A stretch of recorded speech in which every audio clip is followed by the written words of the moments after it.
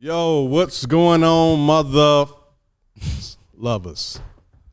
Welcome to this week's episode of Clumsy Thieves. I am your boy Cortez. You don't have illustrious for us today? Nah. You bro. don't have an adjective I can't to fuck with that word it? all the time, bro. They ain't on your TI shit today. I be practicing that shit. You need an adjective for that. Whatever that sweater brings, you gotta add. I know, right? Yeah, this shit is swagoo. That's terrible, Tez. Swagoo. Swagoo Tez. All right. Yo, and I got that's gonna stick. CJ. Witty. All right, yo. So this is the pre-Thanksgiving episode. If y'all don't know, we kind of film these things like a week in advance. So whenever y'all see them, it's like the following week. So today is the day before Get Fat Day. I know everybody looking forward to that. I'm like, yo, I've been fucking carnivorous. Well, let me ask y'all. Go to work. Yeah, I see. I'm saying it's something about the mock neck, bro. Bring out the words. But yo, what's y'all best on fork combination? For me, before y'all take my shit, because I'm selfish like that, it's dressing, sweet potatoes, and maybe you can mac and cheese or turkey is interchangeable, but it's definitely got to have dressing and sweet potatoes. Like that's got to be on the fork. When you say on the fork, you mean like one big All scoop? together. All Yeah, together? like on the fork, motherfucker. This thing said. I just want to make sure. On the fork? You mean on the fork? You remedial. You interchanging. You a remedial, bro. All right, so mine All together. is. I might like a spoon. Okay, man. I'm gonna let you be great, bro. I left this. All right, cool. Nah, my on the fork. Eating turkey with a spoon. Nah. Actually, one of my good friends, he prefers spoons to everything, and I'd be like, bro, like it needs a fork, and he'd be like, nah, I'm good. Like he just Nigga done loves the stabbed spoon. his tongue before. He just don't trust his hands in his mouth. But my on the fork, mac and cheese, dressing, greens, and I can interchange between turkey or honey ham, preferably the honey ham to get that sweetness on it. I don't really do sweet potatoes. You a down south nigga though. Everything. I'm on the fork. surprised he didn't say chitlins. The fuck? What? No. We had this conversation last week. Florida is considered the South. So we don't, I mean, maybe northern Florida, maybe they do that country shit. But nah, we don't eat chitlins. Chitlins it's disgusting. I don't know who does that. Like, okay, so you know when Dr. Umar was like grits is slave food, chitlins is slave food. Hold on, he said grits is slave food? That's why I don't fuck with him no more now. He said if people he said something about black people spend like millions of dollars a year on grits. He said if y'all stop spending that money on slave food, I can build my school. I swear to God, I'm not gonna go there. I'm not going. That's another That's a different episode yeah. to go on about Umar and that fucking school. But no, yeah, he nigga, said that. He stay said away that. from grits, fam. But now, what about you? Mine is real simple. So basically just the dressing and the cranberry sauce. That's it. That's all You I like need. a fucking 4-year-old. That's all I need. Like a baby. That's you know, all I like need. The kid that you put on like that. The little styrofoam plate, and you tell them, go on in there, baby, and you know, eat on that. Get that one thin slice of turkey. What you put in your sippy cup, nigga? That's all I need. Cranberry juice with his sippy I'm talking cup. about you need turkey, macaroni and cheese. Yeah, like it's a fucking that. meal. Like I need all that to meld together. I need like Right. the greens, the juice from the greens running to the plate to like marry it. I need the dressing to soak up the green juice. Like all of that. the only way I can eat greens, bro, is if it's like on the fork with like it has to be like camouflaged and like the taste has to be like just covered up by. I don't eat greens, bro. Yeah, so I don't really do greens. I just don't fucking eat greens. Like, This is what happens when you're not from the South. Niggas just don't eat greens. Hey, let me tell you, as a kid, I used to get my ass whooped every fucking time we moved. You know why? Because I used to take my greens and I would put them bitches behind the radiator. I used to do that same. Nigga, we had roaches everywhere we moved as a kid, bro. Healthy roaches. Right, healthy roaches. Them motherfucker was fat. Yo, Like, I'm gonna tell you a story real quick. I put chicken in the trash one time. My mom found that shit. She was like, how would you ever put chicken in the trash? I hated baked chicken. I I can hated see that. I barbecue can see chicken, that. baked chicken. She made me sit there for the rest of the night. Yeah. Just, you gonna sit here. And I just sat there like. Who mama ever made them like just sit at the table all day and like eat some shit that you didn't want to eat? Like for me, it was them salmon. Let me get that because niggas will correct you in a minute. Salmon croquette burgers. Oh, that shit to me was like chitlins. That shit. I like salmon though. Stunk up, but I love salmon now.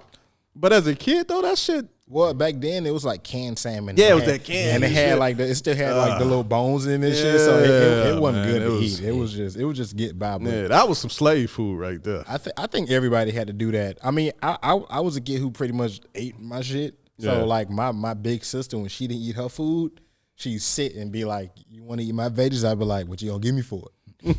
Because we would check the garbage, we would check everything, and I was like, what you gonna give me to eat them sweet peas? Right. Peas. I wasn't fucking with nobody beans. You don't eat anything green. Chili beans. I would fuck with chili because it's not green. Yeah, but I didn't fuck with no beans, no pinto beans, black eyed beans, none of that shit, bro. Like that shit is terrible to me, bro. Black eyed peas? You don't eat black eyed peas? Nah, bro. I don't fuck with none of that shit. I do basic Thanksgiving food. I don't do all that extra shit, bro. Like, you gotta come to Thanksgiving to my family crib. Y'all fry alligator? Nah, we don't fry alligator, but I've had fried alligator, and it's cliche, but the shit tastes like chicken. Yeah, shit. Everybody says it tastes like chicken. Every exotic thing, people like it tastes like chicken. It's like you know, Chick-fil-A had the little 10-piece nugget thing. It's like those. It's just a little bit thicker. It tastes like chicken. Now that I remember, I mean, maybe a little bit chewier than chicken, but like you couldn't really tell the difference. Like if I gave it to you, you'd be like, "Yo, that's some good chicken," and I'd be like, "Nah, it's actually gator." You know, nothing a little hot sauce won't help. Right, hot sauce fix everything. But speaking of Thanksgiving and food, let's lock in on today's fuck going on out here. And for our first story on fuck going on out here, did y'all see Kamala Harris in her fucking, what was it, like dressing casserole shit, like with fucking apple bits in it? Now y'all didn't let this woman in Michelle's kitchen and she throwing apple bites in the goddamn Thanksgiving food. That's, you know what? That's what happened when you marry a white guy. That's the Indian side. Is it? Ah, you know, she is Indian. Yeah, you know what? You might be right. But I honestly, you know what? Let me not make that claim because I don't know if Indian people. I don't even know if Indian people eat dressing. I mean, right? Probably not. Americans are the only person who celebrate Thanksgiving, I think. Yeah. So we can't assume that this is a tradition. Maybe she just thought, like, maybe I can zhuzh it up and add some apples. The motherfuckers won't know what hit them. Who the fuck want to eat apple chunks? And goddamn. That's different. Thanksgiving is about being unhealthy. So I don't want apples in my dressing. Oh, goddamn it. I want brown sugar chunks in my goddamn. She fucked up. Did she call it dressing? Hold on, let me look at the story. She should have called it stuffing because stuffing is not a black thing. You just stuff shit in there. Stuffing is apparently what she did. You just it says Kamala's cornbread dressing. Oh, she made her cornbread. Oh man, she gotta get out of the White House, bro. She fucking up Michelle's kitchen. I ain't got nothing for you, Kamala. She fucking up Michelle's kitchen, man. All right, man. What else y'all got going on in the world, bro? All right, so I switched up my topic. I was gonna talk about the Fresh Prince reunion, but I watched some shit on my way here. I watched the Dave Chappelle special. I don't know if y'all just saw that. Oh man, Tavis was just talking about that. You motherfucker. Yeah. Okay, my bad. I ain't mean to take your time. Go ahead. Okay. Go ahead. He did I got what Fox did go to ahead. me. Go ahead. My bad. Okay, so basically, Dave Chappelle is asking us to boycott his show because he's not getting paid for the royalties. Right. The special was dope. The stories he was telling, it was dope. I mean, I think we should support it. Yeah, I actually saw it and I posted it on my Facebook, right? And like you said, the stories, man, Dave is just like transcended, like being a comedian, bro. It's almost like He's an icon now. Yeah, but he's like this person we just like to listen to talk, right? Because he raps stories and history and like fucking like being funny all into like one bundle. And it's like I don't even listen to him now to so much laugh. It's like just like that person you just want to hear. It's like Chris Rock at one point seemed like he was going in that direction. It's like he's more so like a political comedian at times, but Dave is just like another level. He's like probably like the highest level of what a comedian could ever aspire to be. You know how like some music artists like they can rap or they can make music, but you have some that are like storytellers. Yeah. Like a lot of people like folk with like Slick Rick because like when he rapped, he told a story. Like Dave Chappelle is a storyteller. Yeah. Like you sit there and you get caught up in his stories and he hits you with some shit. Like he tells you like I have a punchline, I'll make some shit up and I'll come. And you don't see it coming. Right. He tell you this dope ass story and you be like, damn, okay. And then hit you and it's like, okay, this motherfucker's still funny. But like the fact that like his critical thinking, the fact that he can be totally like present in a situation, whatever he's in, and just observe and, you know, connected to shit that we wouldn't even think. Yeah. So I mean, I think I stand with Dave Chappelle on like I'm not gonna watch the show. Yeah, indeed. He joked about it on SNL. Yeah. And we was like, oh shit, but I still watched it. I watched it. Yeah, Like, I got like it in the shop. Watched it together. I got like 2 runs of the season, so I don't need to watch it again. I'm good. But yeah, like I'm not gonna watch it. But what Netflix did was so dope, bro, because they didn't have to do that, right? I don't know if it was and let's play devil's advocate. I don't know if it was more so or if it was entirely from a moral standpoint that they decided to take Chappelle's show off, or if it was like, yo, we have an existing business relationship with Dave, and if we want any more future, you know, stand-up specials from Dave, we should probably honor this. But then, I mean, even so, they still didn't have to because it's like, yo, we didn't fuck you over. Right. You know what I'm saying? I just think them taking that stance, you know, might be the thing that gets this thing kind of, you know, snowballing in his favor, you know, where he can have that conversation with Comedy Central and they, you know, do right by him. I think Viacom, like who owns CBS, because you can stream it on CBS and HBO Max and Netflix. I think HBO Max and Netflix is gonna be a while if they get it off. I think Netflix did it for Dave Chappelle because I was like, I mean, you done made so much money off of Dave Chappelle. You know, with these exclusive stand-up comedies, you presented the Mark Twain Award on Netflix. Like, why wouldn't you want to do that? I mean, I get, you know, maybe I can understand why they even put it up to begin with. You know, maybe they know he didn't get paid, but it was all without his permission. Yeah. And you know, it's business. You ain't really no loyalty in business. Like if they gonna put up there for a few weeks and get some of these streams, and then they just probably not cool with it, okay, we'll take it down. Because they said they'd take it down because he just didn't like how it made him feel. Right. And I was like, well, that's dope because, you know, there's still people behind these businesses. So if you got CBS and HBO Max still like, I don't know. But HBO Max has Comedy Central on it. So it's like Comedy Central actually owns the show. Dave Chappelle has no actual right to this show. Right. So it's like, well, are we going to do this and just stream the show or are we going to care about what he says? So, I mean, I can see from business standpoint how like this show is dope. Like we still gonna make money off the streams, but if you have the artist, it's kind of like, you know, I think maybe depending on how many people still stream it after, maybe they'll follow suit because they don't want to look like the assholes. But I mean, I think I'm not gonna watch it anymore. Yeah. So let's dip into the topic. You know, every time we do fuck going on around here, man, we just kind of always drift off. And you said I ain't get my fuck going on. He told mine. You know what the fuck going on? My fuck going on. I got this new addiction. It's called Clubhouse. I got CJ on it, and I'm trying to get him. He told me he was on it, but he was talking about Hangouts, Google Hangouts. That's not the same thing. Clubhouse. Throw me under the bus and shit. Yeah, because you told me you had it, and I was like, yo, I can't find you. Nah. But I'm gonna me get on you the on. bus in front of everybody. Like this don't. nigga said he was on, but you know how old people is. I ain't say nothing about you being old, but I feel like that's what you was insinuating. The hit dog gonna holler. That's some old shit right there. But no, Clubhouse is a dope app, especially if you're like in networking and just meeting new people and just hearing different perspectives. It's pretty much an audio only app. Right now it's in beta, so it's invite only. So somebody has to have Clubhouse with invites to invite you. But once you're in, they have all these, different rooms on whatever topics people want to talk about.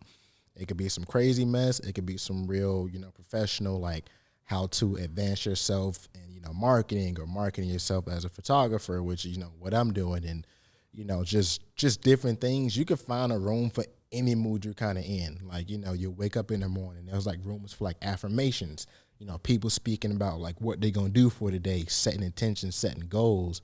I think it's great because you being there with other people and they may talk about like something they're trying to get through and it helps you. I think Clubhouse is like a giant vessel for like, filling other people's cups, but also getting your cup refilled. Because sometimes you can pour so much into other people and other situations. You be like, damn, I ain't got enough for myself. But sometimes I just sit and I be sitting there like when I'm, at home trading or editing, I just sit in and just listen. Or if I'm ready to speak out, I'll drop in and say something. But it's a dope app, and I recommend like if you can get an invite without paying for it, because motherfuckers just charging for these invites. I saw somebody trying to charge like $1,000 for a Clubhouse invite. I was like, bro, it's not that serious. I'll burn your Clubhouse down. But it's dope if you can get an invite. Get in it before they open it up to the public, because if it's exclusive now, so that's what's making it cool. You got people that's really trying to get some shit done in there, and maybe fuck around. But once it opens up, it's gonna be like Twitter. It's gonna be a lot of bullshit.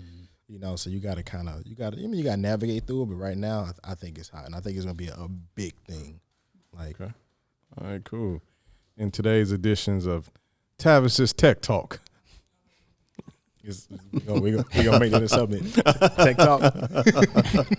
That's gonna be a new segment. Tavis's Tech Talk.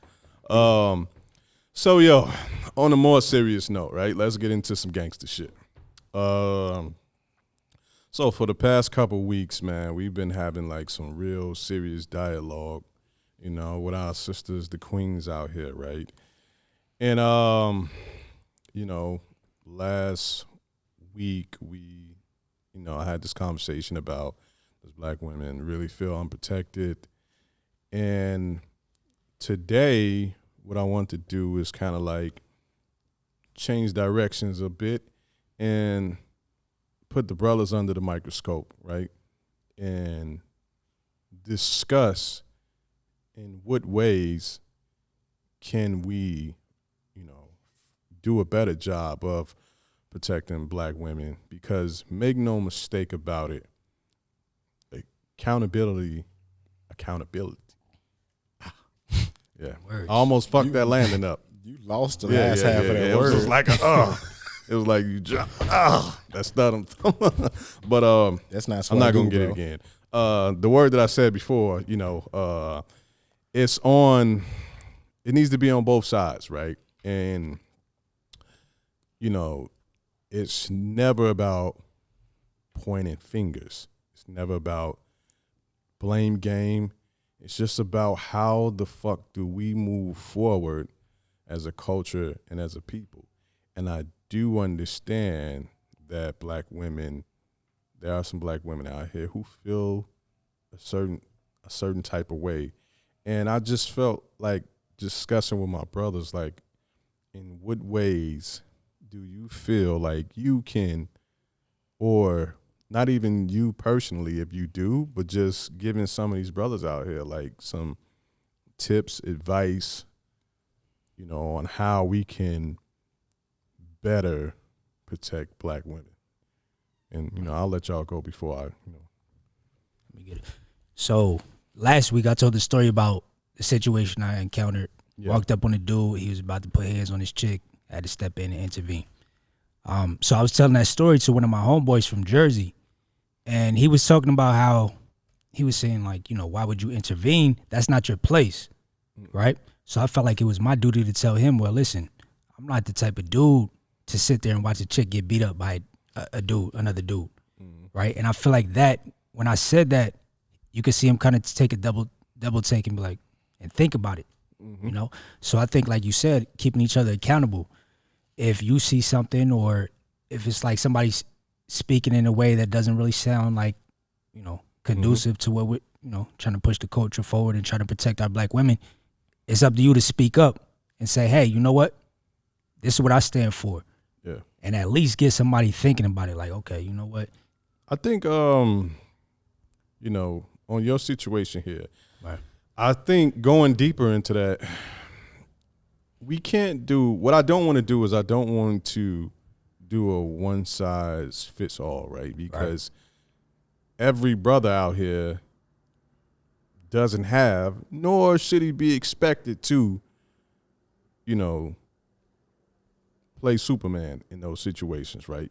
I mean, it's just it just is what it is. Like every man isn't going to be like that confrontation, you know, type. And it's like we shouldn't put every man nor every woman in those situations where we say, why didn't you do something? Because I think we have to discuss the various ways in a situation like that where we can, you know, what's the different ways you can handle that. I was watching Joe Rogan's podcast earlier today, and they had Willie D on there.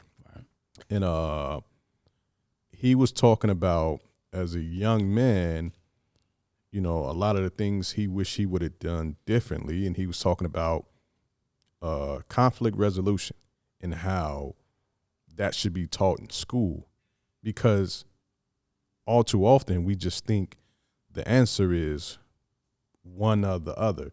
And it's like no in between. You know what I'm saying? Like, you know, I hear what you're saying, because like I said, I've been in those similar situations. I've been in those situations where I actually then tussled with a dude. Right. And again, the woman ended right back up with the dude, right? So it's just like, you know, what's a different approach that we can take to that situation? And it might be something simple as just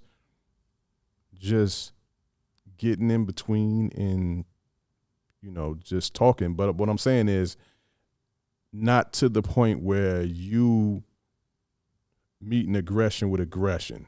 Okay. So look, I think just in general, it's accountability, right? Accountability can look different in different situations, right? The way I take on accountability may not be the way someone else takes on accountability. Right. So just a conversation. Somebody saying, yo, and then you just stepping in and saying, hey, nah, we don't do it like that. You know, just in conversation. Yeah. You know, that's still accountability. Yeah. Because again, like for your friend, you know what I'm saying?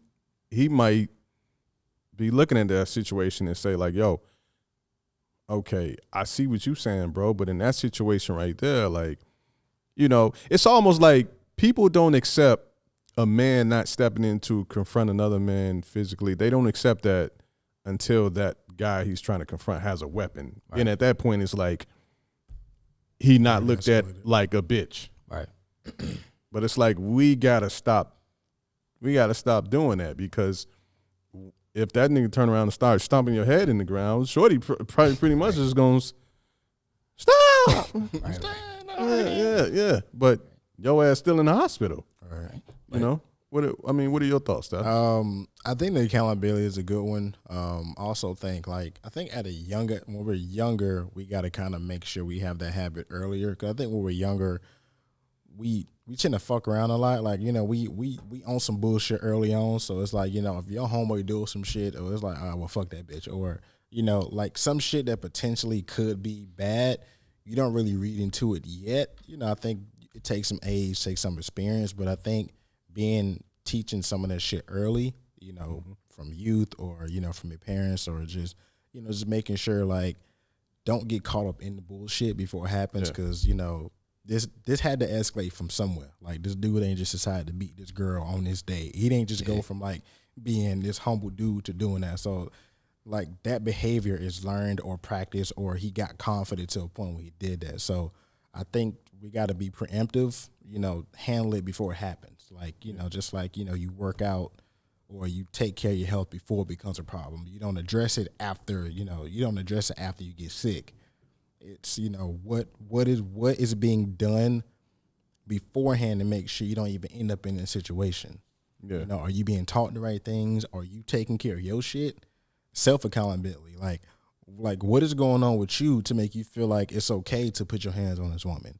To make you feel like, you know, you that angry or disrespected to a point that you put your hand on this woman. It's like, nah, like what's going on? Yeah. But, you know, it's very hard to like, you know, even if it's your dude, your homeboy, it's like we gotta open that space for talks and be like, bro, for real, like what's going on? Yeah. And I was like, nah, man, fuck that shit. You know, she had me fucked up. But, you know, just not a de-escalation of a situation, but like, no, like what's really going on? Like, you know, like it is something you want to talk to me about. You know, even if it's not, if you can't talk to your homies about it, you know, talk to somebody about it. Yeah. But, you know, I think a lot of us just go into relationships thinking, you know, we gotta be this or do that, or this person needs to do a certain thing for us. And when it don't happen, then you're justified in your lash out, or you're justified in reacting when it doesn't go the way you want to.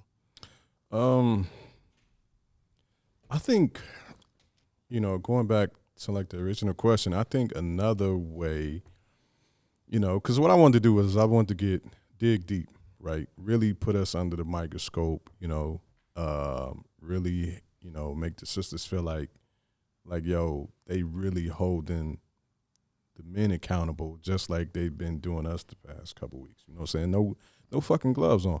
Right. You know, so I was just thinking about different ways where, you know, black men can do better, right? And I was just thinking about a conversation that we had on the first episode, and I was like, we can do better at not looking at every woman we encounter, you know, no matter what the relationship is, like friendship or just somebody you work with, just not looking at them in such a, you know, sexual tone. You know what I'm saying? Like to befriend, you know, to befriend some of these black women, right? And because all too often, you know, a lot of times, you know, we do see where a man might be in a position to help a woman out in some regards in her career, whatever, but it's almost like this sexual kind of like, you know, tone to it too. It's like, yo, you know, where she almost feels like in a space where it's like I might have to compromise my values or morals in order to secure this opportunity with this man. So it's like we can do better at just having like these platonic relationships with women to where they feel, at least I know I have this one or these men in my life where I can confide in, you know, and, you know, what are y'all thoughts? I think it's kind of hard to ask Zeus to not like be sexual. Like, if I don't know you and I look at you, like, I think it's just a man thing. I'm like, okay, well, she's well, now, right. What I'm not saying like to not look at them. I'm just saying like if that does not develop into that, yeah, like, to, like discipline not, yourself, to, like discard like right. That person is like, yeah, oh, she ain't on shit, she ain't fucking. Yeah, discipline right. yourself to like if that's not happening, then don't act on and leave it alone. Yeah, but I think you know you got most people that hold open some space. So until something happens where they like, all right, well, nothing gonna happen, or either they wanted to happen and didn't, or they kind of got to a point where they're just not interested anymore. But I think, yeah, I mean, I'm not entirely sure on like how to like coerce a dude into not doing it. But it's more like just like, hey, just be more respectful when you meet somebody. Like, I mean, that's really what it's all about. Just don't act on it. Like we think a lot of shit in our head. Yeah. But you don't have to do it just because you feel like I'm entitled to do or say something. Yeah. Like everything, you ain't got to say everything is in your head. Like, and with that, I'm more so leaning in towards like the men in positions of power where they can empower somebody, right? but you talk about Harvey Weinstein. Right. I mean, those motherfuckers on all levels. You know, they can be the manager at the store at Walmart. Right. You know, they can be, somebody in business. They can be somebody that a woman looks at as a potential mentor. You know what I'm saying? So it's just like, develop these, basic relationships with these women and not try to see if this is something I can fuck first. And then, all right, what do you want to know? Like, that type shit. Even more personal, like, things that men can do to better support, their women, their queen in the household. What are your thoughts on that? And it's like, that one is much more like, I guess, like kind of a touchy situation because everyone's household is the same. I guess we can speak on like two different dynamics. If you are the breadwinner and if she's the breadwinner, like what can you do to further support her? If she's the breadwinner, what can you do around the house? If you're the breadwinner, what could you do to uplift and enable her and not, kind of make her feel like, just walk around on eggshells. Right. So I think it's a matter of, just encouraging and moral support. Also, like if she's the breadwinner, you can do other things to support the household as far as like say, like perfect example. Me and my girl, we're not really like, we don't live together, but I'm like, you know what? You got to go to work. I know I don't work a traditional job. I'm an entrepreneur full time. I make my own schedule. So I was like, I can do your dishes. I don't want you to come home to a sink full of dishes. You know what I mean? So just supporting in that way, just the small things where it's like, okay, let me ease your peace of mind. Yeah. I think it all comes down to communication, right? To talk to a person and say, what is it that you need from me? How can I help you? Man, so much shit can be solved with communication, right? And that's really like the fucking reason why I wanted to have this podcast, so we can have these uncomfortable fucking conversations, right? Because they're not being had. It's just like two sides screaming across the table. Exactly. And nobody's like really just like calming shit down. Yeah. And we just fucking talking to try to find, not to make you realize my point or vice versa. It's just, how do we find this common ground? Like, that's the whole fucking reason of this podcast. So for me, it's not about a popularity contest. I'm not going to say shit that people, that's going to make people feel comfortable every week. I'm just having the fucking conversation. I'm saying some shit that people aren't going to like, but it's not to be provoking. It's not to be controversial. It's just, we don't get to peace peacefully. It don't fucking happen like that. And I feel like that's what this culture, this society wants to do right now. Everybody wants to get to peace peacefully, and it's never happened like that. There's gonna be some casualties on both sides, for lack of better words. we just got to go through the ugly shit. Nah, I mean that's just how shit gonna be. It's gone for people to have differences. If two people have disagree on something, they have differences. I think right now this kind of culture of like inclusion and acceptance, like, oh, you have to accept it, or you like, honestly, somebody don't have to accept shit about like what you say. You just have to understand me. If you can see where I'm coming from, cool. Like I'm not made whole, or if I'm not made, I'm not any more of a better person if somebody else accept my, point of view on something. Like, do you understand me? Cool. I understand you from where you're coming from. I may not have to, agree with it or accept it, but I can respect your way of thinking or how you look at shit. Again, we don't like. I think everybody feels like, oh, we all got to be like kumbaya, accepting everything. Like, no, everybody don't have to do that. It's just like, can you understand me? Cool. You see where I'm coming from? Cool. All right. We don't have to do all this like. We don't have to do all of that, because you have people like doing shit disingenuously. Like, I'm doing this because I don't want to look like I'm intolerant of you, so I'm pretending to accept it, or then you end up doing shit or hopping into shit that you don't really rock with, and that's fine, because everything ain't for everybody. And I think people just need to stand more in more of like, I can see that, I can understand it, I just don't agree with it, and then just be cool with that. And the other person has to be, okay with themselves enough to say, all right, that's cool. If you understand me, cool. Like, I don't have to be like, oh, you don't accept me, then you this. Like, it don't have to be all that. Just your point, my point. I get it. We get it. Cool. Yeah, that was, I was thinking about, episode 2.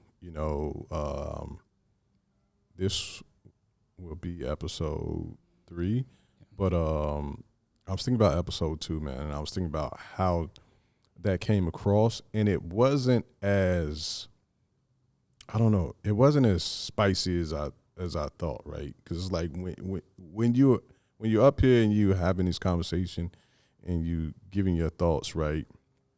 You're always worried about, one, driving your point, but then also how it's going to be perceived. But, I actually took time out and I just listened to it a few times. I watched it and I'm just like, no, I think we did a great job, last week, posing that conversation. And if you come away from that feeling like those dudes hate black women or they feel some type of way about black women, that's just how limited you are. I mean, we can't control. You can't control what anybody else thinks and how to react. It's like, hey, I'm speaking. You speak your truth. You speak your experience, and hopefully, if you're listening to, to listen, then you kind of okay. I can get what he's saying. But some people listen just to respond and be like, oh, nope, yeah, like yeah, that. Yeah. They listen for that thing that validates. How they feel about something. How they feel about it. And it's like, yo, it's okay. I love this saying. I love saying, like, your opinions are not your identity, right? I watched Brilliant Idiots, a podcast with Charlemagne and Andrew Schultz. Great fucking podcast. But Charlemagne was spitting fire, man. Like, I guess it was that last episode where he was just talking about like making mistakes and growing, and if you're not making mistakes, then you're not growing. You're not trying. Yeah. And it's like everybody wants to be so fucking perfect. Yeah. That they're afraid to make mistakes. They're afraid to say something that people won't agree with. Everyone wants to agree with. That's not me, man. I've always been outspoken. I've never been afraid of having, conversations that, most people would think is, debate or has like, I don't know, it's kind of like, where is this going? Because I know how I am. I know what my reasoning is. I'm not ever just trying to speak down in condescending tone to people. I'm just saying, like, yo, let's have this conversation. Like, man, we're going to have some fucking dope conversations. And I said this last week, that it's always my goal and my intention to have somebody that represents these communities. Like next week, we're going to have a dope guest on to speak towards last week's conversation. But man, that won't always be the case. And it's like, you know. What's your idea on perfectionism? Perfectionism, as far as like, it's funny because I think I have like in most aspects of my life, I feel like I'm chasing that, right? But I think I've allowed myself to you know, to not just put that type of pressure on myself. Well, I have to be perfect every time. You know what I'm saying? I told my son recently, you know, just real quick, you know, he's doing the Zoom homework online. He ain't doing no work. He ain't doing no damn work. Them goddamn progress reports say differently, because you know that Xbox coming out of there. But yo, he didn't totally jack my fucking Xbox, bro. That's his. Yeah, it is. What he told me today, he got it in the room. I was like, yo, I'm giving you this, bro, because I'm gonna get the new Xbox. I ain't got no goddamn money to get no new Xbox. But anyway, man, I tell him, like, before you submit your homework, let me check it, so you know you'll be good. He just went through this period where he would do it and he would just submit it. And it'll come back. Sometimes it'll be like 6 out of 10, 7 out of 10, 5 out of 10, you know, whatever. And I'll just be like, but you could have got 100, bro. Like, all you had to do was just show this to me. I could either confirm you were right or wrong, and then we would fix it. And I was like, look, if you can be great at something, if you can be perfect at something, then why not do that? You know, but I think with him, bringing it back to your topic, it's like he's afraid of me telling him that something is wrong, so he'll rather submit it and deal with, you know, finding out then whether something is right or wrong versus, you know, he feels like he has to be perfect in front of me all the time. And I take that as, okay, that's something that I have to do better at, right? I have to do better at, like, positive reinforcement, and also let them know, like, yo, you're not going to be perfect all the time, bro. But when you can, why not be? You know? But no, that's a great question. Like, what are your thoughts on being perfect? All right, so I know for myself, right? I know perfectionism is something that I struggle with. Words. Perfectionism is something that I struggle with. It's like I want to make sure something's perfect before I put it out, right? Especially on social media. But the thing is like, no matter what you put out, people are going to support it because it's you, right? So it doesn't matter if it's perfect to you. People may or may not see the things that you see. 9 times out of 10, you're the only one that's seen those flaws because it's something small and minor that only you can see. Right. So that's my thoughts on it. And you posed a question. What are your thoughts on being perfect? I'm kind of getting around to a point where I'm letting go of perfectionism, because you know, me being a photographer and me just doing other shit. Like when I do something, it's like I want to make sure it's right. Put it out like it has to look the best, has to be edited the best. And then I realized if I plan to put something, I want to like structure my Instagram looks like shit. But that's like I want to structure it a certain way. It has to look like this, but I gotta make sure I have the content for it. And then it's like I talk to people, especially being out here in LA, I've been to connect with so many dope people, and like the people I'm around now are already like well into their careers or doing something, and I'm like, okay, I want to get to that point. And it's like it just seems it seems foreign. I want to make sure I do it the right way. And in that, I don't end up doing shit. Like I do this, and I'm an overthinker too. So I'll sit there and think about what's the best way to do this, the best way to say this, and I realize I don't end up saying and doing shit, and I'm just sitting there like frustrated myself. I'm like, damn, you could have did this, you could have did this, and just did it. Right. And like you sit and I sit there and watch other people that just put some shit out, and it's like, well, if people like you, if people rock with you, and whatever you're doing, they gonna come along with it.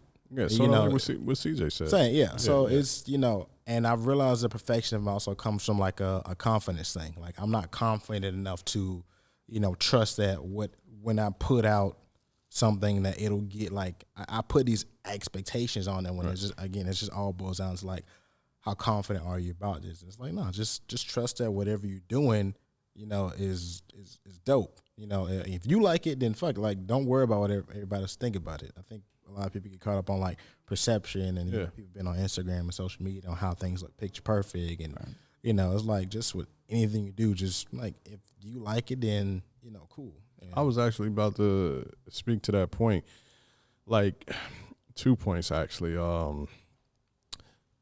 One, people don't give you time to grow into greatness, right? Everybody wants the best version of you right now, whether that's, personally, professionally, whatever. But oftentimes people don't want to, we talking about professionally. They don't want to pay for the perfect version of you. Yeah, no, they don't. Yeah. Right. So it's like that's one thing. But then also going back to what you said about confidence, like this whole podcast right now is a testament to me overcoming confidence. I had this whole conversation with cats that, I knew when I first came out here about my journey with overcoming confidence, right? Because for the most part, people look at me and they assume like, yo, that's confidence, right? He speaks with confidence and everything, right? But it's like, no, I've had my battles as well. Like I recently just got over something, right? And it's like only a couple people you trust, being that vulnerable with. Like for me, before I left Chicago to come here, like I was on top of my fucking game. Like every haircut, every picture was just like, yo, this dude is one of those guys. But then I came out here and a lot of the situations wasn't ideal. You know what I'm saying? I'm now doing house calls. A lot of lighting in house calls ain't ideal. I didn't have my camera. And so then on top of that, I went through this thing where like I wasn't cutting because I enjoy cutting. I was cutting to survive. So I was making every haircut mean more than just a haircut. It was like, yo, especially if I had a celebrity in my chair, it was like, yo, I gotta lock this down, because if I lock this down, then that's money. But then also I'm attaching my confidence and my ego to this person. It's like, yo, this is a celebrity client. If they don't like what I do, then I must not be as good as I thought I was. And so not realizing that, and it took me a while to learn this, like sometimes any celebrity clients, they can give a shit, bro. Right. It's like it's few celebrity clients you can build a relationship with where it's just like, yo, this is my barber. I feel confident. I feel comfortable with this guy in my personal space, and it becomes more than a haircut. But for some of them, it's just like more of a convenience thing, right? And so, but you don't tell yourself that because you just in a space now that you always wanted to be. Like, yo, I'm a celebrity barber. I got a celebrity in my chair. And then like that person don't reach back. And it's just like, you don't even know. Like you could have just been the backup for somebody, right, for somebody else. And so I went through this thing where it was like, again, something that I know how to do, like riding the fucking bike, I'm overthinking it, like you said. And now I'm thinking myself into the mistakes that I hope to avoid. It's like you guide yourself down the path you don't want to go to. So it's just like, And I'll look at it some and I'll be like, why the fuck did I do that? Yeah, It's like you've talked yourself into that. The more you give more energy to, so you fuck it up. It's like, you know how when people walk out on the ledge and they think they're just gonna fall. Yeah, you think so much about falling that you fucking you fall over. Like you walking on the ledge. Hey, that was great, man. I'm rubbing off on you, man. That was actually great. Nah, okay. I don't know if you seen when I did when I did the thing on the ledge, the shoot on the ledge, like a while ago. Like, I thought. And y'all were like, crazy. "Yo, what's wrong with you?" And I was like, "Bro, I had to psych myself up so much to do that." But I was like, "Bro, like if I'm walking the line, I'm not gonna trip, right? I have to be a goddamn drunk fool to trip over something. It's like, just walk out there. Don't think about it. Just do it." And if you stop thinking so much about falling, motherfucker, it was nighttime. It was a dope ass shot. It was a little windy. It was still scary. It was still scary, but it was like, okay, once I walked out there, it was fine. And then I slowly walked it, and then I did it again, and then I got faster with it. And it's like, oh, I'm just walking. But like, if you focus so much about falling, you will psych yourself into fucking falling. Yeah. So if you think you're gonna fuck something up, you probably gonna fuck something up. Yeah. So just do it. Don't think about fucking it up. Just do it. Do what you normally do. Do what comes naturally, and you'll be fine. But we get so caught up on like, I don't want to fuck this up, instead of just enjoying what you're doing. You shoot yourself in the foot. Yeah, overcoming, a lack of confidence, man. I know so many people can attest to that. Like I said, even with this podcast itself, like this podcast has been like 4 or 5 years in the making, but I would always talk myself kind of out of it because I couldn't, and it goes back to what you're saying about being a perfectionist as well.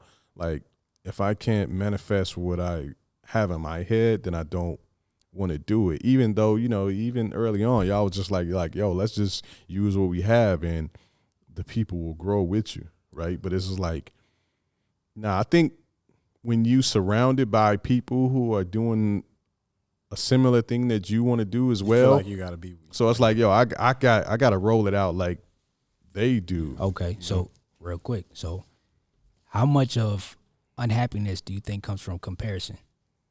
Shit, yeah, a lot. Most of it. Yeah, a lot. Yeah, indeed.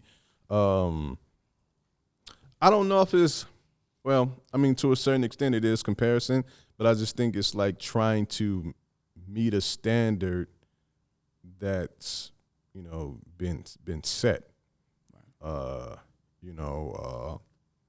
I mean, man, you can attribute that to like a lot of things, like even like say like relationships. Like sometimes a woman can say that, well, like, yo, this is what I'm used to. Right. But it's like, what are the things that led to you not being in that situation no more, anymore? So it's like maybe you just need to check your standards. Right. Yeah. But now, doing this thing, like this has become like a sense of therapy for me now because like I said, like when I like to use this. I think I told you this the other day. It's like when I was in the gym, it's like I wanted to do something. I was working my ass out and then I wasn't working my ass out. I was working my ass off. That sounds better. Body, yada, yada, yada. I was working my ass off, right? And it was like end of the workout. I was like, yo, all day I was thinking like, yo, I want to do some pull-ups to finish off this back workout. I said that the last time I was like, yo, we're going to finish with pull-ups. But then I was just like, I'd been doing so much heavy shit all day. I was like, man, I don't want to try to attempt pull-ups because it's like a lot of them skinny ass dudes being there just pulling up and they be doing all this. And you feel like an ass, you're going to do like 5, and you like, damn, I can't do no more. And I was like, man, I don't want to try. And then they be like, man, this big ass nigga can't even do no pull-ups and shit, right? But then I had to tell myself, like, hey, bro, don't nobody give a fuck about you, bro. Yeah, nobody's looking at you. Yo, puss ass over there, man, and do some pull-ups, man. I think that comes from, you ever seen them funny ass videos in the gym, people doing stupid ass workouts don't make sense? Like, you're not doing that. Like, you're not, I don't know. But like you said, you always projecting insecurities on other people. It's like, hey man, do not be afraid to fail. Right. I've seen, and y'all probably remember this video if y'all haven't seen it, but Will Smith had a video once talking about this where he was about to jump out of an airplane or something like that. And he was just like, yo, at a certain point, you just realize this is out of my control. Like once I jump out of this fucking airplane, I have no control over it. You know what I'm saying? So it's like I use that as an exercise in how to build a confidence. It's like, yo, don't nobody give a fuck. And even if you do, who gonna whoop your ass? Right. Who gonna say something or do something to you that's just gonna be like, oh my God, it's over. Right. Like nobody. Like, man, do shit, man. Like I can't say it even plainer than that. Just do shit. Do not be afraid to fail. Test your fucking limits. You know, you don't grow comfortably. You know, that's the only way you can get to somewhere or do something you haven't done. But you got to do something you never done before, bro. Like, the shit don't go straight up. Everybody think like, oh, once I get it don't go straight up. Like you gonna have days or moments, or periods in your life where like you just like, I ain't feeling it right now. Yeah, well, I ain't got it. But you know, you got to make sure like, hey, just keep pushing. Like remember, like okay, think back to when you did this. Like remind yourself sometimes, like, shit, I was able to do that. I did knock that out. I did do that shit. Why am I second guessing this shit now? I find myself having to do that sometimes to be like, oh no, you did this shit before. Like I get like being nervous, you know, when you're doing something that means something. I think that little bit of like anxiety or, you know, just that little edge kind of keeps you to like, you know, pushing, but like don't let it overwhelm you to like not do shit. And I think I fall victim to that, and I be in this loop of like, all right, let's get it back. So I think just repetition, just constantly doing it, you'll get better at it. Like, you know, just practice and keep going, and you know, going back to professionalism. Right. Society tells us a lot that, not society, but social media tells us that you have to be good at something right out the back. You can't build up to it. You know, what I'm saying is where you are mentally, you be so encouraged to do something, and then when that encouragement meets failure, you just like, man, that's why I don't even do this shit. I ain't man. even like this shit anyway. Like, Right. you know, this shit ain't for me. Like, is it not for you? You just gave up too early. But the thing about it, that's part of the game, right? I listened to Kevin Hart's ebook, and he was talking about how many times he's failed, and I was just surprised. I'm like, damn, this dude has failed a lot of times in life. He's had so much resistance on his journey, but look where he's at today, because he kept going. I think the most successful people have successful. I fucked up the word. Successful. Words. Successful? Successful. That might be all right. Successful. That's people, like when you trying to fuck and then you actually get the fuck. I was successful. But I think most of the like, you know, like you said last week about like your top 3 guys that you kind of look up to. Like everybody has like a story of failure. Like nobody's done it perfectly. Nobody's, you know, you may not see it, you may not hear it, but you know, this is what's presented. So you feel like, all right, well, they didn't fuck up. But no, everybody does the same shit. And I think once you like have these one-on-ones or get into like intimate moments with these people, you'll learn that, I mean, they put on the same pants that we do, one leg at a time type shit. So it's like, all right, well, if they can do it, like, what's the difference? They just didn't fucking stop. Like, they hit resistance and they didn't, like, tap out. It's like, all right, they hit resistance. They may have had to take a break. Let me rethink. Let me come in a different way. But they kept going. And I think those people are, like, the most successful. So I'm in love now, or I'm beginning to be in love with finding things that I want to do and just doing it, because for so long I've talked myself out of doing it. I mean, again, going back to the podcast, we're also writing the script for a movie we're working on. Yo, it's been tiring us the fuck out. Yeah, hey, bro, let's go do this. I'm like, all right. Hey, man, because it's like I realize when you have to grab the energy, right? And it was like early on, I was the one energetic, right? But then at some point, CJ I started to see CJ pick up on it and start rallying. And then you did. Right. And I'm like, this is why you have to have certain type of people around you, because at some point you might fade a little bit, but you got to have people that can kind of like pick up on the energy and be like, nah, bro, come on, let's go. Like even tonight, you know what I'm saying? Like it's a lot goes into every week with, you know, me trying to get things together with the podcast. And I was just like on top of like, you know, being in the shop earlier in the day. So I was just like, yo, I need to take a nap. And, you know, CJ was like, nah, bro, fight through it, bro. Like, you know what I'm saying? We got to record tonight. And it was just like, I always appreciate that, right? Because it's like I kind of draw from that, you know what I'm saying? And,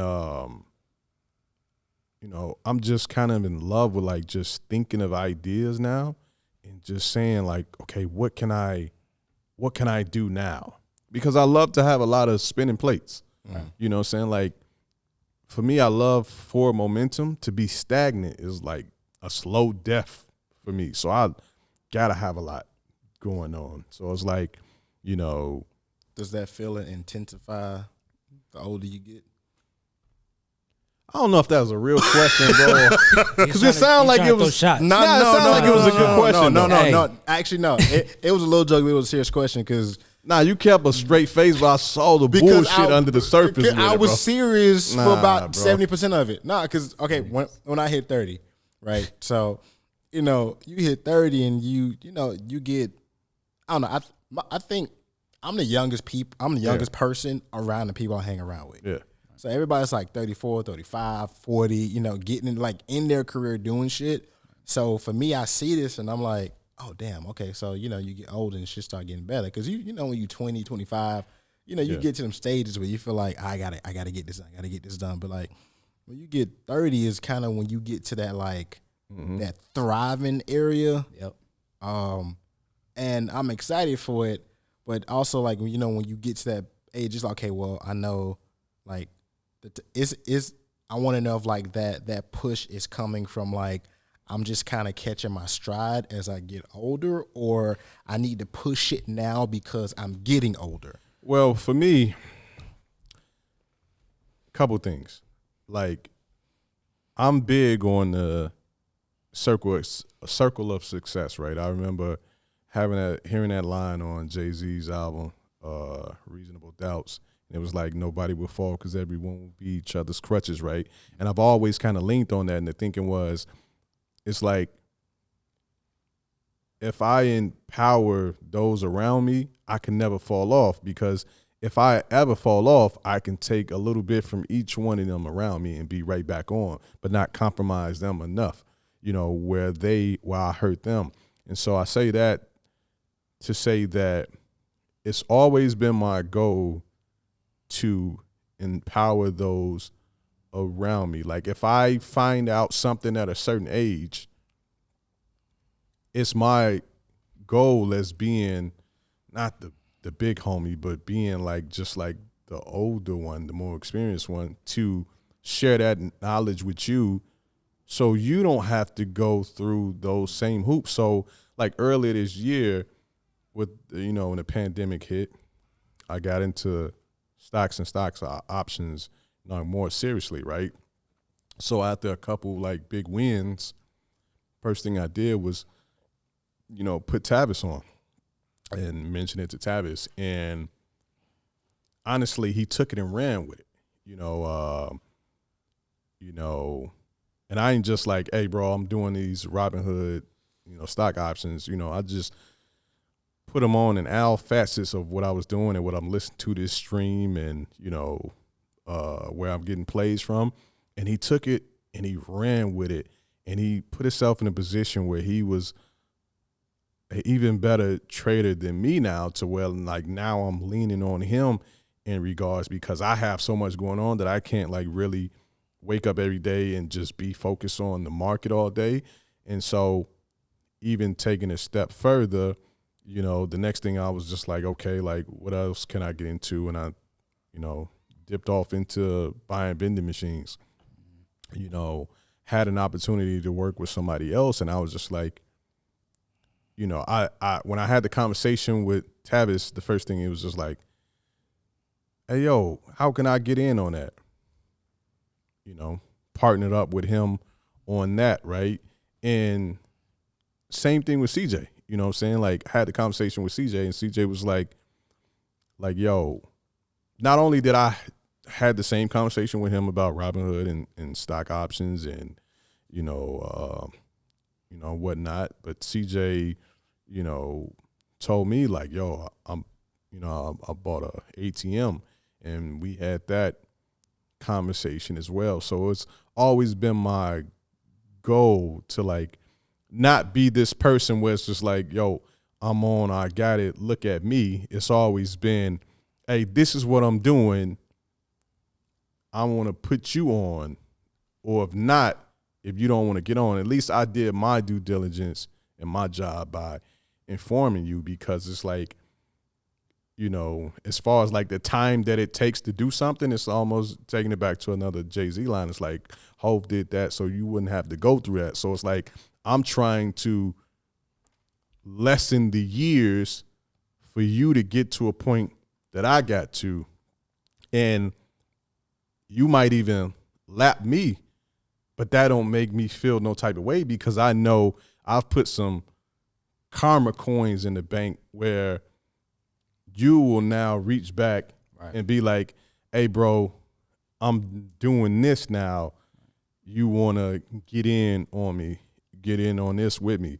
So it's like, so I say all that to say, like, I think both of y'all are the same age, actually, right? 30? 30. Yeah. So it's like by the time y'all get to my age, man, it's like, I mean, you said it yesterday. Like, you sent me a text yesterday when we was talking about the marketing. You just like, yo, bro, in 5 years if we ain't all eating like crazy, bro, like, I forgot how you ended it, but I'm just like, indeed. And that shit makes me fucking proud. I said the only way that shit wouldn't happen is because we literally just didn't try. Yeah. Right, yeah.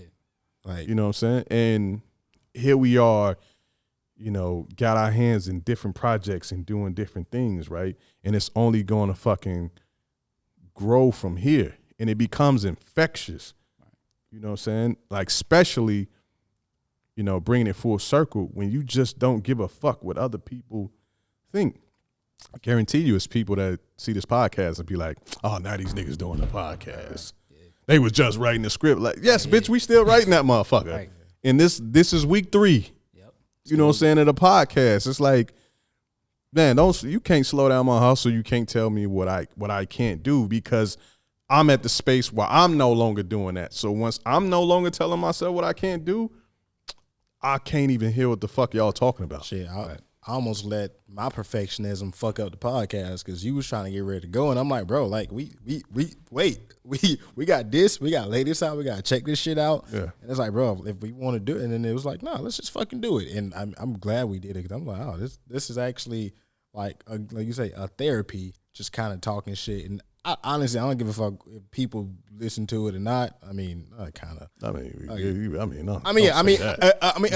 go that far. Okay, all right, no. Eventually, yes, we want people Shit to rock costs with money. it. And do with it. It does. All right, but yeah, eventually we want people to rock with it. But it's like, if it takes time or whatever it is, I'm cool with it. Kind of half-ass again, but. But no, I enjoy doing it. Hey, like, subscribe. Right. We care if y'all listen. Like, we care. We care. We care about y'all. I care if y'all listen. I would say we don't care if y'all don't like it. If y'all listen to it and y'all don't like it, but how can you not like it? I don't know. I mean, listen, it's always gonna be that one miserable motherfucker. Like, you got to be going through some shit to hit a dislike button. Yeah. You know how miserable you have to be. Somebody hit the fucking dislike button on us, bro. I saw that, yeah. One dislike, yeah. I was like, crazy. You got to be miserable to be like, dislike. Just X out. Right. Yeah. But whatever. Now that's disapproval. Like you said, you don't like yourself. You're not where you want to be. Yeah. Maybe you wanted to start a podcast, but you didn't do it. So you like, I think that sometimes would it be like we look at something to critique it. Right. Instead of just enjoy it. And if it ain't for you, it don't have to be for you. Right. But it's like, Man, look, we like and follow. We follow motherfuckers we don't like all the time and talk to. Like, look at this stupid ass thing. I stopped doing that. Yeah, I stopped doing that. I do, however, I do keep people around on social media that I think are fucking idiots, though, because I like to remind myself that it's fucking idiots out here. Like, one thing that I had to start doing, shout out to a man I like to recognize is my mentor. Especially, I've made him my mentor when it comes to like this podcast and YouTube shit. MJ Harris, very dope brother. If you're not following him on YouTube and Instagram, definitely follow him. But he told me it's like you gotta get out of the habit of, if you're gonna jump in this YouTube space, you gotta get out of the habit of like reading comments and shit like that, because that shows that you care about what people say, and we always gravitate towards the negative shit. You can see 100 comments with people like, "Oh my God, that was good," but then you hear that motherfucker like, "I don't like it, and y'all need to do this," and like that'll be the shit that you would try to appease that one motherfucker though. Right. Yeah, you know what I'm saying? And he said like, "Yo, it takes a certain type of person to comment on something negatively." Especially when nobody asks you for your fucking opinion. It's different if we be like, yeah, hey, tell us y'all feedback, what y'all like, what y'all don't like, and what y'all want to see. But if nobody asks you for that and you just be like, yeah, I don't like y'all background and y'all got this dumbass toy in the background. I mean, I think all feedback is, just like all publicity is, good publicity. What was the word? Right. Damn. Publicity. We gotta do exercises for we need the rehearsal and we need to pull out the dictionary. I mean, I don't care about the negative comments and shit, but yeah, you do have to, like, to summon that energy is a lot. So I mean, I kind of want to wrap back to our original topic about the confidence portion. Like, I think a lot of us end up in a situation, or just men or women end up in these situations because, like, a lack of confidence or, self-esteem or something like that. Also, the piggy bank, going back even further. Piggy bank or piggyback? Piggy bank. Piggy back. Not a piggy bank. This is a piggy bank. I think this is just a fucking bobblehead. But anyway, this not a. No, that's not a piggyback. Anyway, to piggyback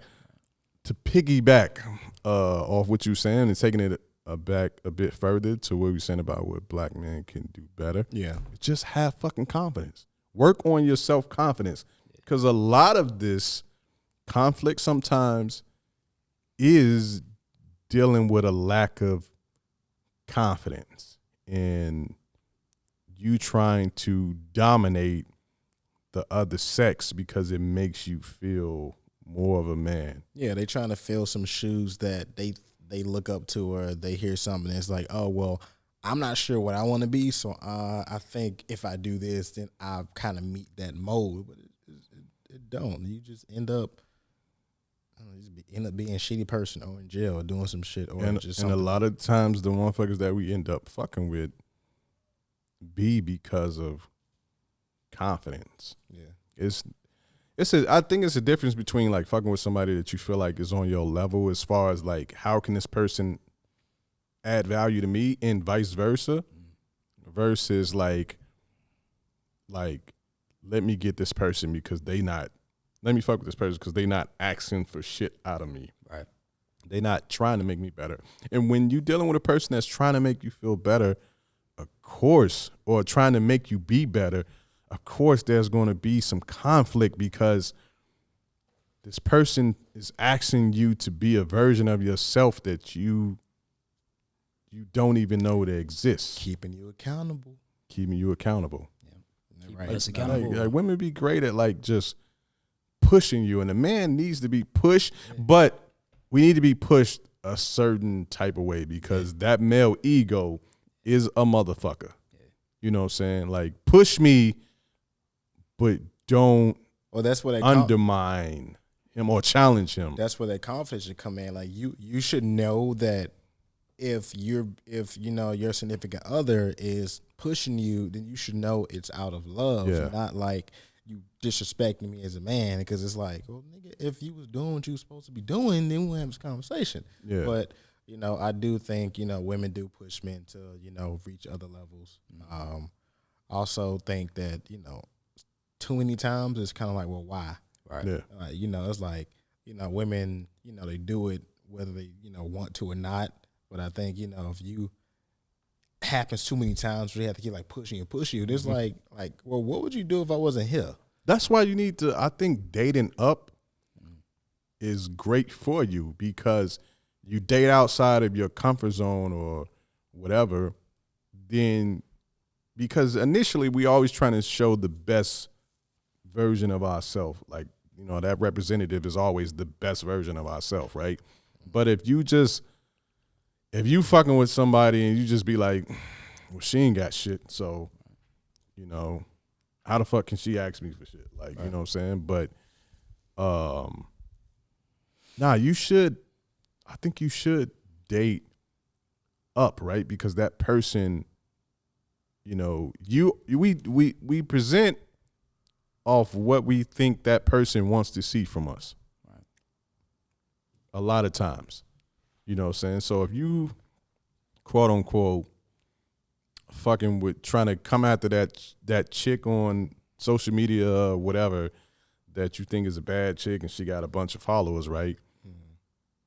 A lot of times motherfuckers be like, yo, let me get my shit together, man. Right. So I'll stand out. It's like, I tend to not mind people that, quote unquote, hate on me, because I always feel like long as the outcome is positive, I don't care what the motivation is. So it's like that same thing with like dating. It's like date up. It's like, yeah, it might be it's a bullshit reason for you wanting to be the best version of yourself, but at least you're trying to become a better version of yourself. And at some point, hopefully during that journey, you'll realize like, oh man, I should just be doing this for me and not to attain this woman. I mean, I think that can work, but also dating up means the other person has to date down. And then does that person want to do that? Like, it could. I think it depends, because sometimes that person might even see the potential in you that you don't see yourself. Mm-hmm. Yeah, I mean, some people date for potential. Like, oh, I see what he offers and what he can get, and what there could be. And some people like that. Some people like that. Oh, I like, I'm gonna help build him up. Right. But I mean, I think ideally, both parties should come in, not thinking, oh, this person above me, this person below me. It's like, okay, like what are you building? What am I building? And how can we complement each other? Right. And not look at it as a up or down thing. Right. You get more. I think it flows a little bit better. Yeah. It's like, all right, this person's doing this. Maybe he's not my, ideal version of what I would want from a person, and vice versa. But I can see that they're trying to get shit on their own, and adding me to the process or another person to the process just helps make it better or get there faster. Right. But you shouldn't necessarily need another person to push you. But yeah. I get how it helps, because I think a support system is great. I think having friends around you that can push you when you're down is great. It's just make sure that burden doesn't fall on these people around you or on this person that you're looking up to. Just, keep yourself accountable. But if you need a little extra push, then cool. Out of love, I'm going to help you, but not all the time, Yeah. I look at it like this. So I used to play ball my whole life, right? You play ball with people on your level, you play to that level. But if you play with people above you, so like if I'm in high school, I'm playing with college kids, I'm going to play at a college level, right? So when you talk about dating up, it just forces you to level yourself up. You know what I mean? And later you're able to continue that trajectory and like, okay, well, now I'm here, I'm going here. But you know what you need for that. It's almost confidence. Like I used to watch Power from a different perspective than most people, right? And to use power as a bit of an analogy with this conversation, like, to me, the character of Ghost, James St. Patrick, fell in love with Angela and wanted to be with Angela because she saw the version of himself that he wanted to be, the best version of himself, the version of himself that was straight and legal, not in this life, and he saw an exit plan. But whereas with Tasha, the character of Tasha, and it's like you have to talk about these people in that way where you say like the character, because people internalize these fucking characters and be like, and make it some race shit. Yeah. The black woman version. It's like, no, like, don't do that. Like, this is why these writers craft these characters, right? So you can have that emotional response, right? But see deeper. The character of Tasha, she couldn't see herself elevating. So she wanted him to stay in that lane as well. Like, what she told him, like, what did she say? Like, be legal for what? We doing good. Right. We good where we at. Yeah. But meanwhile, this motherfucker was siphoning off money like on some for like a rainy day fund in case shit go bad. Mm-hmm. You know what I'm saying? So it's just like, I always looked at that character dynamic from that aspect. And I always wondered why people couldn't see that. Like, it had nothing to do with, this racial component that a lot of people was bringing to it. Right. It's like, no, it has nothing to do with this man wanting the fair-skinned woman over the black woman. It had more so to do with her seeing this version of himself that he wanted, like this better version of himself. Meanwhile, this other person is saying like, yo, level up for what, nigga? Right. People tend to see themselves or a lack of themselves in other people. So if you that audience that's looking at James like why is he doing this? He ain't got to switch himself, but he fucking up Tasha. You maybe can't empathize with James. Like, James wants better. Mm-hmm. James wants to get out of this shit. James wants to not have to look behind his back for the rest of his life. Yeah. But if you're not on that level of like, I wanna elevate, then you're looking at the Tasha and thing. Or it may hit you differently if, maybe you're a black woman. Mm-hmm. Look, you're looking at it from a racial thing. You don't give a fuck about what this man think of what he's trying to do. Mm-hmm. All you worried is about that he ain't trying to do shit with you, and he run out with some Spanish, some white girl. So it's what you see in other people and like how it relates to your experience is how most of you react. Now, if you're empathetic or you can maybe understand, I kind of get it, then cool. But most of these reactions, most of these, whatever you see, however you think, is usually something in yourself, right, or a lack of something that you want, or you just can't see it yet. I mean, that's fine. Everybody ain't gonna see or understand everything, the vision, but you can't get upset when somebody makes a decision because they want it better themselves. Yeah. I'll give you one more movie, TV type situation, and then I'll give you a real life one that I thought like was like a similar situation. Like, so to take it off of like the black man, black woman dynamic and put it squarely on men, I thought that same dynamic was in The Wire.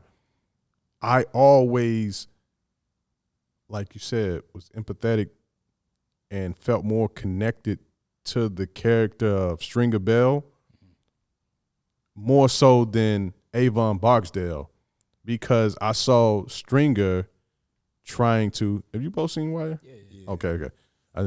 Actually, the best shows. Right. The best shows. I felt like Stringer Bell, even though he did some foul shit, with the nephew, he did some foul shit. It's like, man, look. This fucking show was like, I'm not finna talk around this shit like I'm trying not to give spoilers. He killed the nigga nephew, okay? And if you've never Yeah. watched The Wire, you should be disappointed. Yeah, I mean, you should be. You should be ashamed that you haven't watched The Wire. Yeah.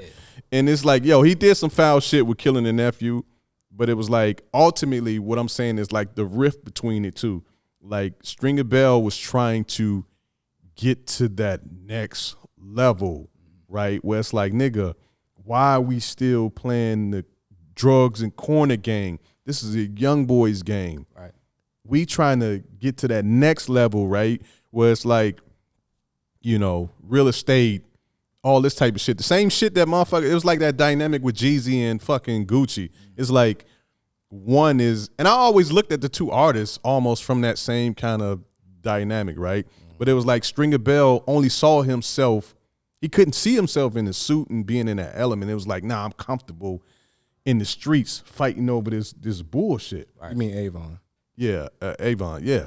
And so taking it to like a more, you know, less extreme, but a more real life kind of like situation like that, I was always perplexed at how like when Sierra got with Russell Wilson,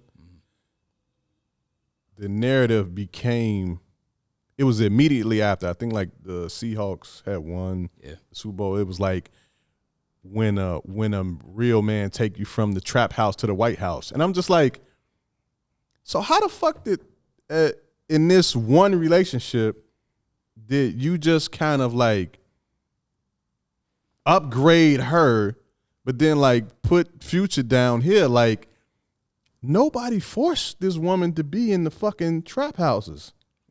In fact, when she was in the trap houses, she was goals, right? At some point, it was like relationship goals. You know what I'm saying? Like, this woman that went from fucking Bow Wow at one point to 50 to fucking Future. So it's like, but in that one relationship, she's looked at as like she was rescued from a life of like. Do people look at it like that? You didn't see those memes? I think so. You didn't see those memes? Like she was just like, you never seen those memes where it said when you go from the trap house to the White House. I've seen it, but I thought people just poking fun. I didn't think people actually believed that like Russell Wilson rescued Sierra. I didn't think Sierra needed to be Indeed, rescued. bro. Like even with the whole, every time there was a back and forth between Sierra and Future over that kid. All right, now the kid thing is I guess a little bit more touchy because I've had the conversations with, you know, the perspective of like, you know, what Russell Wilson's role should be. I feel like what it shouldn't have been was politicized like it was. Like, because it's like you're using the kid as a pawn. He's a pawn, and it's almost like a visual weapon, because you know with this visual, like, yeah, it looks innocent. It's like, yeah, he got on the jersey, all this shit. All this, it's like, hey, Russell Wilson did nothing wrong. Right. Honestly, what he did wrong was he didn't tell his woman, babe, we don't need to, our house is our house. We don't need to put nothing on display. If this is going to cause drama between you and him, why are we doing this, right? I mean, but who says Sierra or Russell Wilson's pressed about it? Well, remember, because she was going back and forth for a little bit with Future until the judge had a gag order where it was just like, yo, y'all got to stop doing this, because they was trading insults on Twitter or something like that. And it was like, I look at that and I say to myself, why isn't Russell saying, hey, what are you doing? Like, we bigger than this. But we don't know if they had that conversation. Yeah, that indeed. We don't know. But I mean, if I had to guess, I would say Sierra and Future ended on really bad terms. Yeah. You know, Tierra had enough for that. Like, I'm done dating these, you know, these type of dudes. I'm gonna go find me a good nigga. Mm-hmm. And, you know, she wouldn't have found her Russell. I mean, I honestly don't think you get any like cleaner and like stand up than Russell Wilson. But we do that every time a woman gets a man at a certain station. No matter what her past was, it's like her past has been wiped clean. We did it with Eve. Sierra wanted to be James St. Patrick. She wanted to elevate her life She wanted to elevate her life. She wanted better for herself. And people was like, nah, you need. We all know Future trash. Why are we giving Sierra so much We shit? not. But what I'm saying is, it's just a bit of a double standard. It's like, is there no room for him to grow? Future? I mean, if Future wanted to You see grow. what y'all just did? I don't know. If Future wanted to grow, he would grow. Future made a whole album pretty much dissing Sierra. Like after, like, so Future's not trying to grow. Future's not. We don't expect Future to grow. We expect Future is going to be petty. We know Future. Future is going, like, we love Future for who he is. But if we expect Future to be the bigger man in this situation, that's a fuck no. That's not talking happening. about for anybody. Do we expect anybody to grow or any man to grow? Just not Future. just not Future. No, like, no. Like, okay, like, there's some people, like even 50 Cent, as much of a troll as he is, he's matured a little There's bit. growth there, bro. He's growth. Like, he wrote a book. Future ain't writing no book. Oh man, y'all just, I can't even believe I'm seeming like I'm caping for Future because I don't listen to Future at No, I like Future's music to a degree. Like, not everything, but if I know I want to hear bop, some trap, like, all right, Future. But I'm not. And you know what? To Future for advice. He's done so much shit since that relationship that's cemented his fuckboy kind of legacy that y'all saying. But I'm talking about that particular time. Like, CJ know what I'm talking about. Like, that time where it's like that relationship when she had first got with Russell Wilson and they had went to the White House. And I was like, so somebody forced her to go to the trap house? I was like, she was comfortably in that fucking trap house and she benefited from exploiting those relationships as well. So it's like, she was a hot girl in R&B. Everybody wanted class. Sierra was hot. And like, it was like, all right, I'm a rapper. Like, I want Sierra. So yeah, Sierra was like, okay, cool. Yeah. What? She had, okay, cool. Sierra had her fun. Sierra had her fun, and Sierra's like, all right, well, it's time for me to level up. I don't like putting people in a bubble where no one can, we feel like no one can elevate. Like, yo, you are a lost cause. So I feel like there's hope for Future. I mean, there might be no more babies. There are no more Future babies, pun intended. I mean, let's see. When I was actually my little sister, her boyfriend was here a couple weeks ago, and he was talking about, like, should Russell Wilson, like, take this role as, like, Lil Future's daddy? And I'm like, why wouldn't he? Yeah, they're married. Absolutely. That's his stepson. And even though if Lil Future's calling Russell Wilson daddy, like, what's the problem? And I was like, oh, well, he shouldn't be doing that because Future's daddy, he gonna be confused. Like, no, like, if Lil Future was around his daddy enough, then Russell just be Russell, Mr. Russell, something like that. So, or you call him a different name. That's a future. Call him a different name. That's a future conversation right there because we can go for another hour on that one because I've seen that situation from all angles, and I do believe that ultimately, I'll say this in final. I just feel like when it comes to that situation right there, the men need to talk, and then the men and the woman or women need to talk, and then you have a conversation with the child if they're of age, right? So we're all on this understanding because that situation there is just a lot of times a breakdown of communication and somebody being petty. Future not gonna talk. This nigga will not let Future grow, he's bro. Not. Listen, we listen. Hey man, his name is Future, bro. There's hope for the future. No, all right, I'm gonna let it be. Thieves out. Thieves out. Thieves out, man. That's in conclusion, man. Give y'all last thoughts, man. I'm trying to advocate on the brother's behalf, and y'all just like, well, I guess he a nigga. He always gonna be a nigga. Listen, again, I said we love Future, but there's just some things. What was the character, man, on on the fucking you know what I'm talking about, man. What was the character on The characters on Uncle the thing. Rufus or The Rufus? Boondocks. Boondocks. Yeah. It's this nigga. He a nigga and he always gonna be a nigga. Uncle Ruckus. He's a nigga. He ain't never gonna be shit. He's just a nigga out here. No, I'm not saying he can't, but we just saying right now we know Future ain't nowhere near that. Yeah, that nigga ain't never gonna be All shit. right. That's Russell, baby. I guess since we talking about, on Thanksgiving, y'all want to share, something y'all thankful for or something, I don't know, what y'all thankful for? Man, I'm thankful for growth this year. Not getting too deep, but I feel like this whole year has been a year of growth for me in so many ways. The bad part is, like, I feel like I always knew at some point there was going to be like the other shoe to drop, or maybe like a cost to pay for like growth. And I don't know if that was like necessarily like, the passing of my sister, but I've grown so much.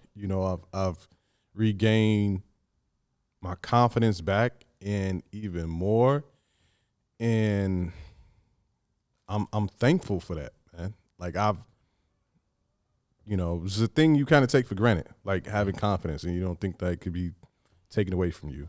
But I've experienced a lack of confidence and like newfound confidence and, a surplus of confidence. So for me, that's what I'm thankful for. Solid. Top that. CJ. Damn, well, I gotta go next. Yeah. After that, He ain't got shit. I don't got shit. So I'm He's thankful. like, I'm thankful for turkey and dressing, whatever that weird ass combination he said earlier. And cranberry sauce. Cranberry sauce. That shit tastes good, man. Oh, y'all tripping. That shit tastes good. It does taste good. Listen, He don't mashed don't that shit up with a spoon. Num On num. a serious note, I'm thankful for life. I'm thankful for growth, as you mentioned. I'm thankful for opportunity, just living here in LA. And, this was always a dream of mine when I was younger. And, to have made it happen, I think that's a blessing. So I'm thankful for that. Indeed. All right. It's only you left, motherfucker. This nigga left. This nigga looking like anybody else. Like, it's only you, motherfucker. I'm thankful for foresight. I think this year tests a lot of people. I think, I had a lot of just different, views on how this year would turn out. The vision board and everything was like, 2020, the year of clarity. I can see shit clearly. And then, COVID hit, changed up a lot of things. And, I got to a point where I was like, what the fuck is happening tomorrow? Mm-hmm. I was, ecstatic about like what's going to happen for me in a year, 2 years was going on. And I got to a point where I was like, I can't see none of this shit. Like, I'm constantly thinking and worrying about what's going on now. I got to a point like when I was oppressed, and I didn't tell anybody. I was, I talked to my girl about it because we had to have some like, all right, what's going on conversations. But like, I internalized a lot of shit. Like I tend to not express like what I'm going through. Like, I'm the person that reach out like, yo, what's going on with you, bro? But like, if you ask me, I'd be like, I'm fine, or I won't ever say straight up what's going on. But I think getting, kind of doing these things and kind of just repetition of just like, just keep going, this year's gonna end, shit's gonna keep going, and I'm back to that point where like, not only can see, a few years ahead, I can envision like what's gonna happen like 5-10 years. And that kind of that gets me back going again. It's like, all right, cool. Like this year is kind of not a non-factor anymore. Right. It's like, all right, well, I see what can happen, and now I'm like revved up to go again. So, and I'm thankful for that, because for a while I felt like I don't know what the fuck's gonna happen. So I'm thankful for that, and I can breathe a little bit better. I can take my deep breaths. Meditation, thankful for meditation. That shit helps a lot. For sure.